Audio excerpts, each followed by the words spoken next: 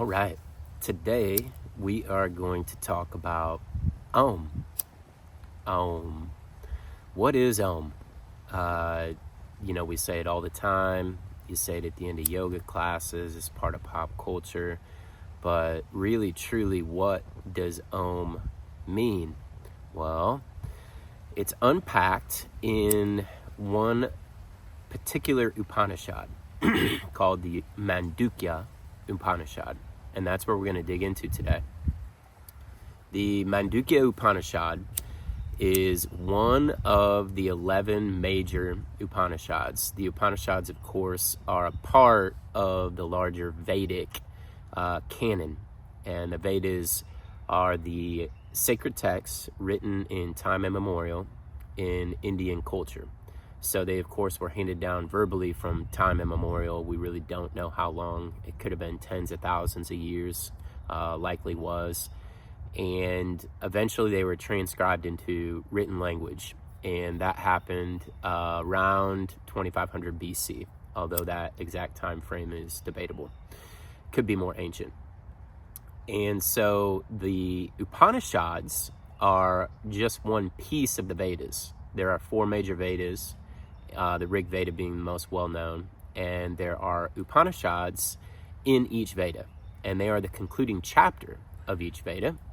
The Upanishads basically mean to sit at the master's feet, and they are often considered something of a concluding thought to the Vedas. And so the Upanishads are like these really crystallized, to the point, diamond point conveyances of communication and language that give us real technology for transformation in human consciousness. So we're going to go ahead and read the Mandukya Upanishad and discuss it briefly. It comes right out the gate and says, AUM, AUM, stands for the supreme reality. It is a symbol for what was, what is, and what shall be. So AUM is a symbol for the supreme reality. It's good that it gives us that right out the gate. AUM represents also what lies beyond past, present, and future. So it comes right out the gate saying AUM is a symbol and represents the past, the present, and the future. But it also represents that which is beyond past, present, and future. Continuing in the second verse. Brahman is all, and the self, capital S, is Brahman. This self has 4 states of consciousness. Now this is really interesting, because if you look at it clearly, what it's saying is that the self, capital S, Brahman, has 4 states of consciousness, and it now explains what they are. So we think about humans as the ones being conscious, right? Which of course we are. But we know that consciousness is fundamental to the existence of the living universe. The trees, the air, the leaves, the wind is blowing them, the grass, the clothes, everything is upheld by consciousness. And so we always think of consciousness as strictly human, but the reality is that consciousness far expands the human experience. And what the Upanishads are laying out, it's saying that all is the self is all, and these are the 4 states of consciousness of the self. The first is called Vaishvanara, in which one lives with all the senses turned outward, aware only of the external world. Taijasa is the name of the second, the dreaming state, in which, with the senses turned inward, one enacts the impressions of past deeds and present desires. The third state is called prajna, prajna of deep sleep, in which one neither dreams nor desires. There is no mind in prajna. There is no separateness. But the sleeper is not conscious of this. Let him become conscious in prajna, and it will open the door to the state of abiding joy. Prajna, all-powerful and all-knowing, dwells in the hearts of all as the ruler. Prajna is the source and end of all.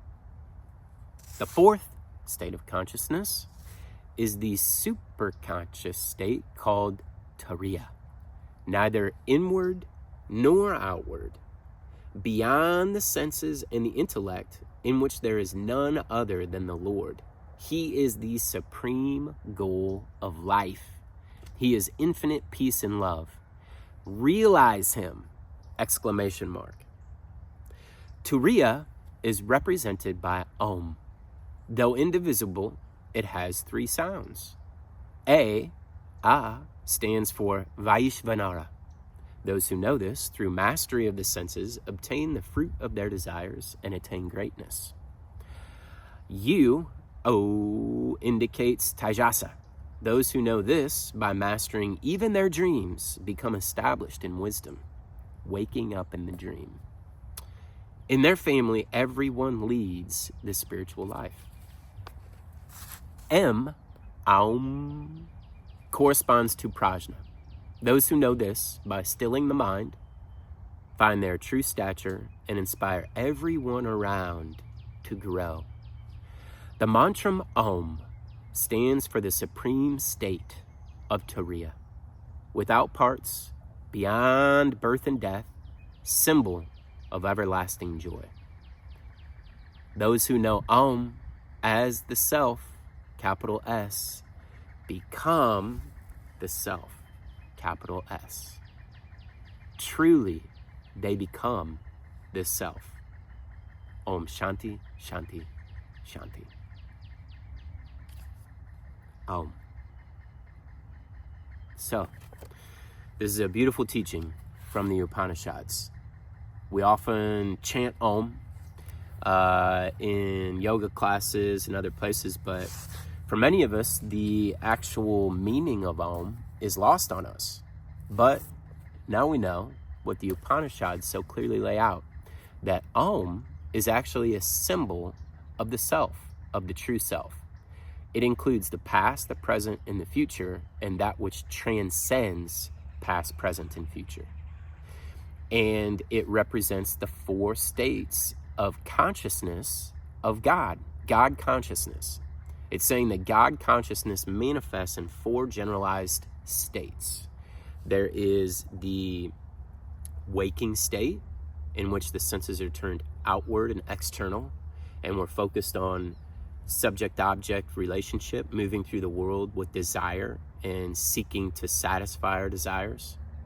Then there's the dreaming sleep, in which the senses are turned inward, and we have this spontaneous flow of thought that we identify with, and we fall asleep into a dream state. That dream state is happening all day long for most humans, and then it continues at night as we dream in our sleep. So it doesn't matter if our body and eyes are open and we're physically awake, or if we're asleep in our bed, that dream state is working all the time, calling us to sleep, lulling us to sleep as we unconsciously identify with that stream. Then the third state is dreamless sleep. The problem is that the sleeper isn't aware. So now we move into the fourth state of Turiya, in which we become awake in the dream. And as we become awake in the dream, now Turiya is beginning to spread its fungal network of bliss and glory and joy into human consciousness, and we now become awake in the dream. And this is where we are all destined to exist as human beings. This is the beautiful promise of the Holy Scriptures. In closing, how do we practically bring about a further unfolding of this state of Turiya? Well, one of the great teachings of the East is to bring your awareness onto the presence of your being through the realization of I am. So oftentimes we think I am this, I am that, I am a guy, I've got these clothes on, I am American, I'm Caucasian, I am this, I am that. The idea is that we stop after am. I am, and then drop it. And bring your awareness to this sense of being within. And you're touching Turiya.